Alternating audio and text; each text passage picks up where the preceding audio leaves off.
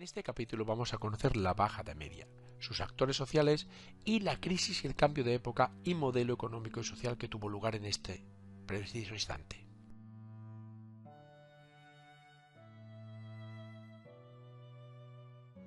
En actores sociales hablaremos de estos 4 puntos que puedes ver aquí a la derecha. Estamos ante una época de cambios de poder. ¿Qué es lo que pasa? Recordemos, en la Alta Edad Media, quien tiene el poder es la nobleza y vive en el castillo y en el campo. Mientras que en la Baja Edad Media, quien tiene poder es el rey y la burguesía, que viven en la ciudad y en el palacio. Son dos posiciones totalmente antagónicas, en las que poco a poco se va cambiando el poder de uno a otro. Los protagonistas, ¿quiénes son? Pues en primer lugar podemos decir que tiene el rey un mayor poder. A finales del siglo XIII los reyes afianzan su poder. ¿Por qué? Porque es apoyado por la burguesía. Hay un intento de imponerse a la nobleza feudal para construir monarquías nacionales, pero la crisis de los siglos XIV y XV originó las guerras entre las diferentes monarquías europeas. Además hay un afianzamiento de la burguesía. Esta se empieza a imponer como la clase dominante y adquiere grandes riquezas con el comercio marítimo principalmente. Empezamos con el rey. El rey tenía constantemente durante toda la Edad Media una lucha contra los nobles y a finales del siglo XII aprovecha el poder de la burguesía para intentar imponer su autoridad sobre la nobleza feudal. Hay unos intentos de unificar y estabilizar los diferentes reinos.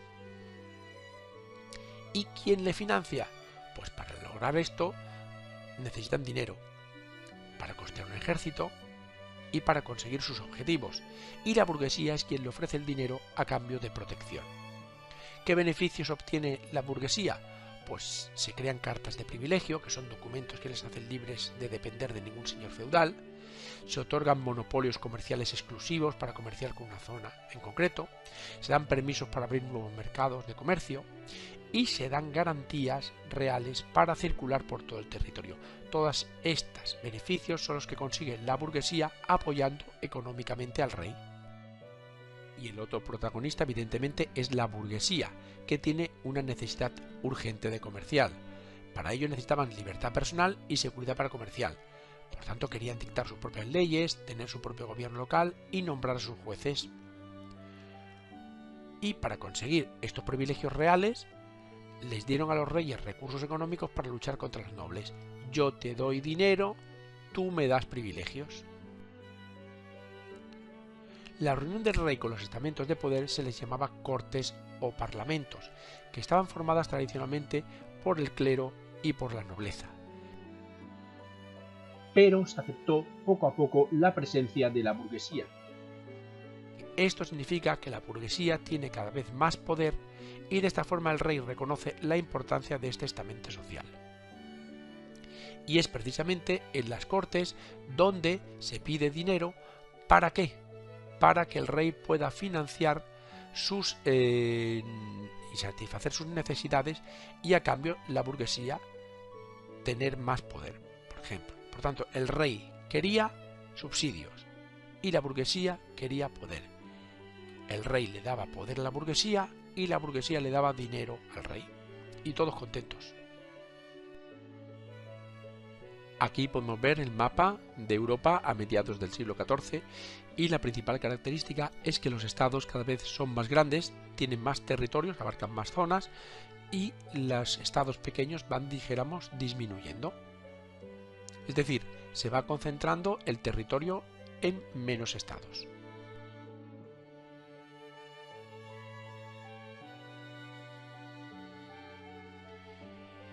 El segundo punto que vamos a tratar en este tema es la crisis y el cambio económico y social que ocurrió en la época.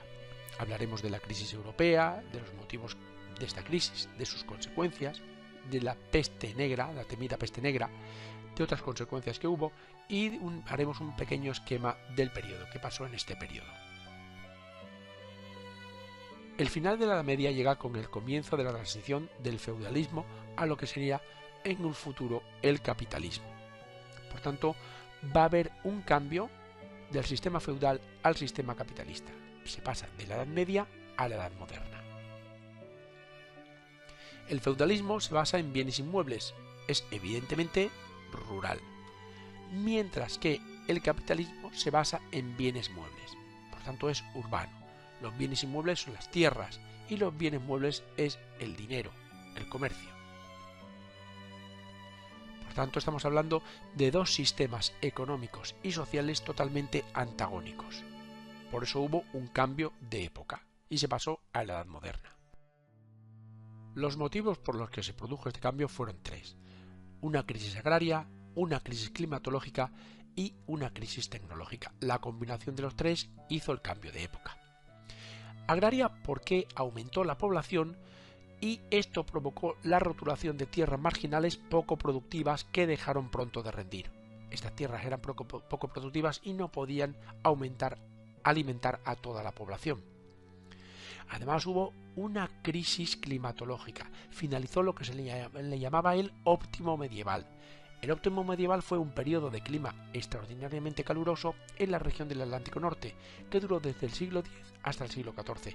Este clima tan caluroso permitió la colonización de Groenlandia por los vikingos. Groenlandia significa Greenland, tierra verde, porque en esos momentos era incluso verde, y el cultivo de vides en Inglaterra.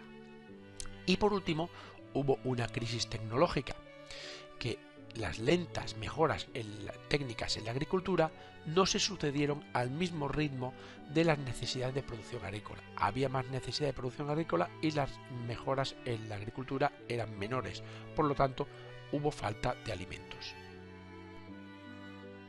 ¿Qué consecuencias? Pues muy graves. La primera fue la disminución de la producción agrícola, el trigo y los cereales en especial. Esto hizo que se expandiera el hambre por toda Europa. A todo ello se le añadió las epidemias brutales que hubo de peste negra. Y, por si fuera poco, también hubo guerras entre las monarquías europeas por el poder, que originaron la destrucción y los saqueos. Hubo incluso conflictos y revueltas internas dentro de cada país. Aumentó, por tanto, debido a la peste, el hambre y las guerras, la mortalidad de una forma espectacular. Y, en definitiva, Europa occidental, el sistema feudal, se sumió en una profunda crisis. La peste negra fue quizá uno de los hechos más significativos de este siglo XIV. El origen fue en Oriente y llegó a Europa a través de los barcos comerciales genoveses, se cree que en 1348. Y el nombre de peste negra es porque la bacteria que la causaba daba un color negruzco a los enfermos y por eso se le llamó peste negra. Se expandió por toda Europa y por Oriente de una forma rapidísima. Y las consecuencias directas que tuvo fue que murió entre el 30 y el 40% de la población europea, vamos, prácticamente casi la mitad. Pasó de 73 millones a 45 millones de habitantes la población en Europa.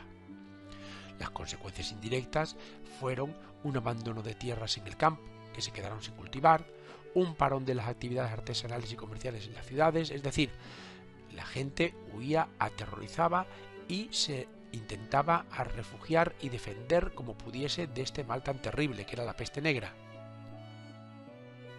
En el plano podemos ver la difusión de la peste.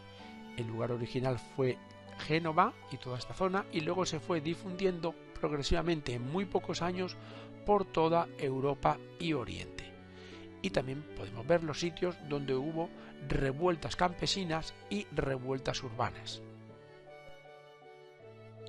Por lo tanto, recordemos un hecho significativo, que entre el 30 y el 40% de la población europea murió por la peste negra.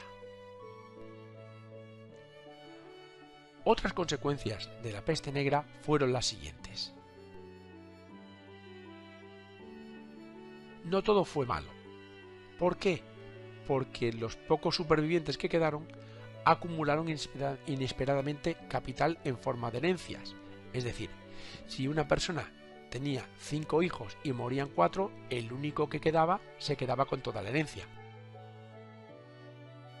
Las relaciones económicas cambiaron. Es decir, Hubo unas alteraciones de los precios de mercado de los productos, porque cambió la forma de percibir las relaciones económicas. Es decir, por una parte los salarios crecían al haber poca mano de obra y a la vez que las rentas feudales fueron más inseguras. Estamos ante la época del final del vasallaje. Los señores feudales tendieron a ser más comprensivos con sus siervos, que a veces impusieron una nueva relación, ya que estaban liberados de la servidumbre. Pero, más tarde, tras algunas rebeliones campesinas, impusieron en algunas zonas una nueva refeudalización, pasando de la agricultura a la ganadería. Fue cuando se expandió la mesta. Se hundió la pequeña nobleza porque solo la gran nobleza pervivió, mientras que la pequeña nobleza cada vez se empobrecía más. Se hundió la pequeña burguesía debido al alza de precio de la mano de obra, ya que no puede mantener un aprendiz o un oficial. Recordemos que si casi murió la mitad de la población, no había aprendices y no había oficiales.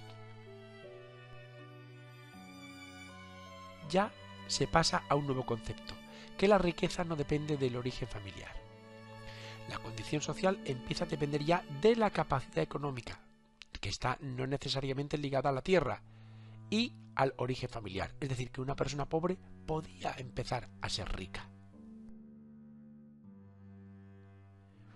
Fue el momento del auge de las ciudades, porque frente al mundo medieval de las tres órdenes, basado en una economía agraria y firmemente ligada a la posesión de la tierra, emerge un mundo de ciudades basado en una economía comercial. Bien, es el fin de los caballeros feudales, porque son superados por el desarrollo de técnicas militares como el arco de tiro largo o la pica. Por tanto, se profesionalizan los ejércitos. Aparecen lógicamente los primeros ejércitos profesionales compuestos por soldados a los que no les une el pacto de vasallaje con su señor, sino la paga, es decir, cuánto cobran. Mercenarios, vamos. A partir del siglo XIII se registran en Occidente los primeros usos de la pólvora con fines militares. Se envilece el oficio militar. ¿Qué significa esto? Que se devalúan las funciones de la nobleza, la caballería y los castillos, que quedan totalmente obsoletos. Ya la guerra pasa a depender de los crecientes impuestos que están pagados por los no privilegiados, pero que son los que tienen el dinero, la burguesía, y no por el poderío de los señores feudales. Y por último, estamos ante una época en la que surge una crisis religiosa. Surgen nuevas ideas, más de acorde con la forma de vida de la burguesía que con la de los privilegiados, y ocurre el gran cisma de Occidente, donde 2 e incluso 3 obispos se disputaron la autoridad pontificia. En definitiva, que estamos ante una crisis del sistema feudal que desembocó en la Edad Moderna. El esquema del periodo quedaría de la siguiente forma. Por una parte hay un incremento de la población. Esto hace que haya que cultivar tierras marginales y poco productivas. Todo ello, unido al cambio climático, da como resultado unas malas cosechas. Por tanto, estamos hablando de un periodo de escasez y de hambre, que unido a la peste negra que entró por Génova, hizo que disminuyera la población entre un 35 y un 40% en Europa. A esta disminución de la población trajo consigo una disminución de las rentas señoriales en el campo y, por otro lado, una disminución de la actividad comercial y artesanal en las ciudades. Recordemos que prácticamente no había gente para cultivar las tierras ni para trabajar en las ciudades. Por tanto, se empobrecieron las clases urbanas y también las clases campesinas. Hubo unas revueltas urbanas y campesinas y unas guerras civiles internas, que eran luchas entre la nobleza y la monarquía. Todo ello trajo consigo el cambio del sistema económico y social, pasar de la Edad Media a la Edad Moderna. Y esto ha sido todo. Muchas gracias por escucharme y espero que te haya servido de ayuda. Para más información entra en youcam.com.